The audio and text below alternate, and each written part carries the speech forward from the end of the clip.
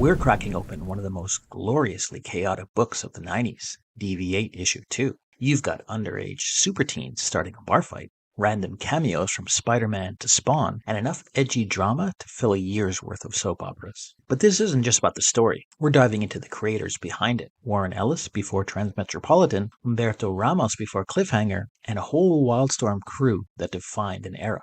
Plus, we'll look at Image's behind-the-scenes drama, sales crashes, and why this series went from hot debut to forgettable footnote in just a few years. So grab a seat at Clark's Bar and let's dig into DV8 number 2.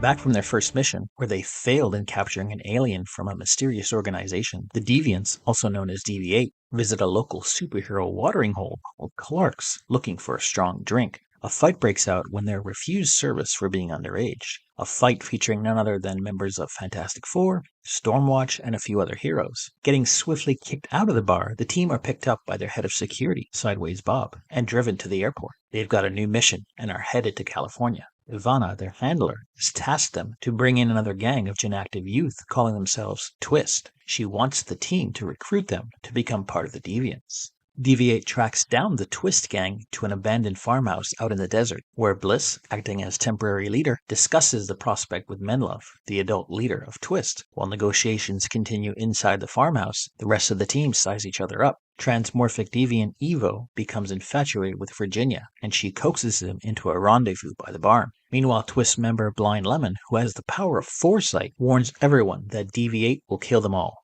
very soon. As Virginia and Evo get acquainted, she begins to expose this gang's dark secret and shows Evo the barn's basement filled with malformed, severely malnourished people. Evo, enraged by this, kills Virginia. Meanwhile, Manlove and Bliss conversation takes a dark turn when he pulls a weapon on her and exposes another dark secret about Bliss' past. Enraged, she uses her abilities against him with savage consequences. As the situation rapidly devolves into what looks like a superhero standoff, DV8 members Frostbite, Powerhouse, and Sublime leap into action. Frostbite begins to absorb the ambient heat in the sand, getting ready to blast it to anyone standing in his way. Powerhouse's unique ability to gain strength off the emotions of others goes into overdrive given the shocking revelations and sudden turn of events. As DV8 begin to take down their enemies one by one, Frostbite unleashes all his power towards the farmhouse, killing every member of Twist at the same time, fulfilling Blind Lemon's prediction. Enraged, DV8 returns to New York to confront Ivana and demand why she would want such a group of messed up individuals as Twist on the team. Ivana informs them that she had no such intentions. She wanted DV8 to get rid of Twist, which was her plan all along. This issue was written by one of the creators of DV8, Warren Ellis. Ellis co-created several popular series for DC like Transmetropolitan, Global Frequency, and Red. Some of his earliest comic works include a Judge Dredd short and a Doctor Who one-pager. Just 4 years before this issue was released, Ellis was working for Marvel on the series Hellstorm, Prince of Lies, and Excalibur, and he wrote the 4-issue story arc for Thor called World Engine. Ellis then started working for DC, Caliber, and for Image Comics' Wildstorm Studio, writing this title as well as taking over Stormwatch. Ellis would write issues 1 through 8 of DV8, and then Mike Helsler took over from issue 9 until the series ended at issue 32. Fellow DV8 creator and artist Humberto Ramos drew the cover and interiors of this issue. Hailing from Kaboom Comics, where he got his start in 1989, Ramos moved to DC to work on Impulse. By the mid-90s, Ramos was working on Marvel titles like Runaways, The Spectacular Spider-Man, and Amazing Spider-Man. He was also the co-creator of Silk. In 1998, Ramos co-founded the imprint Cliffhanger with comic book artist Joe Madureira and J. Scott Campbell. Colorist Wendy Fouts was making waves in the mid-90s at Image and Wildstorm. She colored 17 issues of Wildcats between 1993 and 1997, and subsequently contributed vibrant palettes to titles such as Legends of the Dark Knight, Bombshells, and Sensation Comics featuring Wonder Woman. Her style helped define the bold look of the era's superhero comics. Inker Sal Regula was also making his mark with his high-energy and glossy work for Wildstorm, DC, Marvel, and Aspen. He also co-inked the cover. Recently, he's resurfaced for indie projects and talked about returning to comics in a live stream interview. His credits span superhero, sci-fi, and action across 3 decades. Fellow inker Jason Gorder also worked at DC, Marvel, Image, and Aspen. His work can be seen on series like Superman, Godfall, Grifter, Rising Stars, and G.I. Joe. He has collaborated with notable artists like Talon Caldwell and Q Cha, adding depth and definition to their pencil work. Writer Mike Heisler served as letterer for this issue. He would go on to write issues 9 through 32 after Warren Ellis moved on from the title. He also penned the Gen 13 miniseries, Gen 13 Interactive, and the one-shot Gen 13 The Unreal World. Heisler got his start in the industry in the late 1980s as a letterer, primarily for Marvel Comics. From there, he moved into writing and editing. In December 2009, Heisler was announced as the editor of a revived version of the landmark monster movie magazine, Famous Monsters of Filmland. Gigi Barbs served as the assistant editor for this issue. She primarily worked on titles like DV8, Gen 13, and Stormwatch.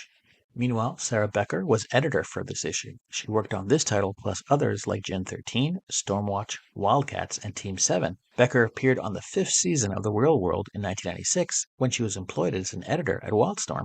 This issue features a bar fight scene with cameo appearances by quite a few superheroes, including Aquaman, Spider-Man, Silver Surfer, Wolverine, The Thing, Superboy, Savage Dragon, Spawn, Anne O'Brien, Rapture, Vanguard, and Zealot, despite them originating from various publishers. These types of playful cameos were the norm for Image Comics when they first launched. These weren't official crossovers, simply little winks at other universes and characters. They weren't authorized, but they were not frowned upon by the comic creator community. In a final and telling nod to other heroes, the bar is called Clark's, in honor of DC's Clark Kent, aka Superman. The signage is an obvious reference. Interestingly enough, there is a diner called Clark's in New York City, specifically on 80 Clark Street in Brooklyn. No reports of superhero brawls occurring there, however.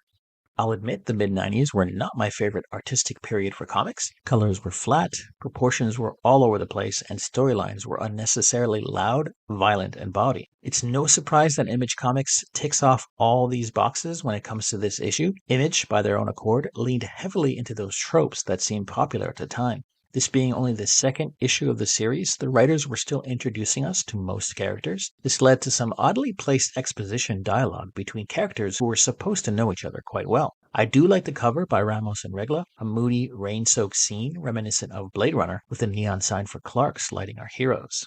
Currently, mint issues of this comic are valued at $0 at pricecharting.com, off its high of $65 in April of 2024. Comic Book Realm has issues selling for $4 and eBay for $5.79. Or you could also pick up all 33 issues and the 2 annuals for about $85. By 1996, Image Comics was feeling the same pressure as other publishers at the time. The speculation bubble had burst and comic sales dropped. Image had not done themselves any favors by building a reputation of unreliable and often erratic publishing schedules, which forced already struggling comic shops to shy away from purchasing with them on a regular basis. As far back as 1993, Image was known for late shipping comics. In the first quarter, every Image comic shipped late. By April, only 15% were being shipped on time, compared to 90% by DC and 80% by Marvel. Image compounded the issue by sometimes shipping comics out of order. This led to a loss of interest by the casual reader and frustrations with dedicated fans and retailers. Image co-founder Todd McFarlane further enraged retailers when he blamed them for over-ordering, saying he hoped that retailers who over-ordered popular titles including Spawn went bankrupt.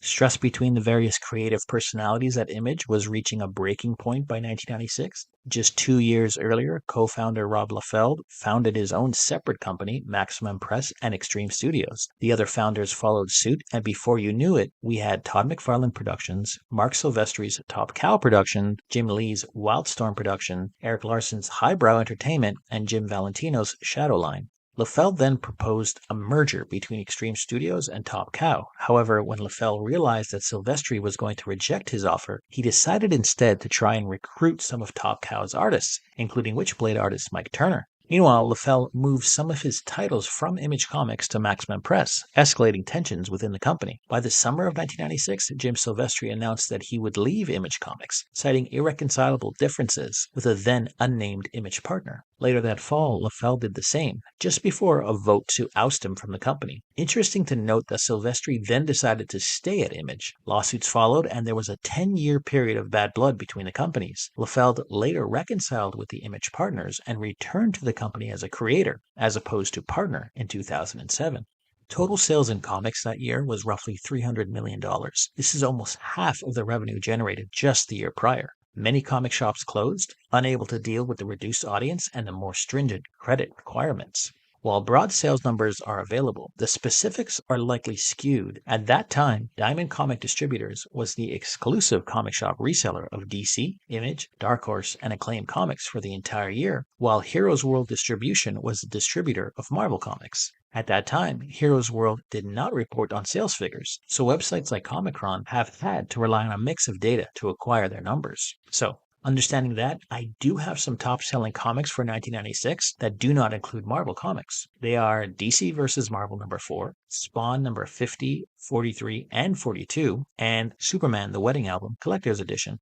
Of the top-selling Image comics for 1996, we have Spawn 50, 43, and 42, Gen 13, number 8, and DV8 number 1. DV8, while coming out of the gate with strong sales, continued to see declining numbers. By the third issue, their sales were down more than 50%, and after a year, they were down 78%. Sales of this title continued to drop steadily from then on. Issue 22 from September 98 did see a modest sales spike as it was shipped with 2 open-order covers, one by Joe Madureira, who was extremely popular thanks to the work on Image's Battle Chasers that summer, and one by Al Rio. Retailers often bumped orders when a superstar artist variant was available, and collectors frequently bought both covers. This wasn't enough to save the series, and it was canceled after issue 32 in September of 1999, with just over 15,000 copies sold that month. The story of DV8 continues in the Gen Active Anthology series.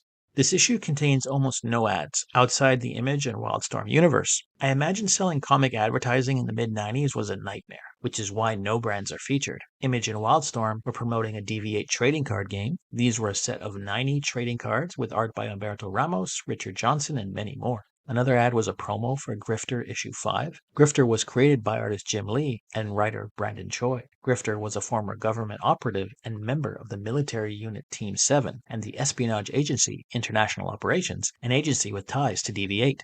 There was also a promo for Hazard number 7, which would be the last issue of the series. The series centered on Hazard, Mitchell Rafferty, a man who became part of a government super soldier program. The ad for Stormwatch number 42 features the team in Japan. Stormwatch is a superhero team published by Wildstorm, which later became an imprint of DC Comics. Created by Jim Lee, this first series lasted only 50 issues. Gen 13 Bootleg was another series in the popular Gen 13 series from Image and Wildstorm. It featured rotating story arcs by a revolving set of Image and Wildstorm artists. Finally, there was an ad for Samson Comics, boasting talent like Humberto Ramos and many others. The publisher appears to have gone out of business after only a handful of comics were produced, including Bloodbath, Pyrite, Vixen 9, and an adaptation of Samson. This week I wanted to find a comic shop called Clark's in reference to the bar in this issue. I couldn't find any, so I decided to look for one as close to the California desert as possible. If you're in the area, I recommend you check out Comic Asylum Palm Desert, California, which is located at 44829 San Pablo Avenue in Palm Desert, California, or check them out at comicasylum.palmdesert.com. And that's DV8 number 2, peak 90s chaos with bar fights, cross-company cameos, and all the Wildstorm drama you could ever want. If you had fun going down this rabbit hole with me, make sure to hit that like button, subscribe to the channel, and ring that notification bell so you don't miss the next deep dive. I cover comics just like this every week, the weird, the forgotten, the groundbreaking, and everything in between. Drop a comment below with your favorite wild 90s comic moment, and I'll see you in the next one. And don't forget to read the freaking comics.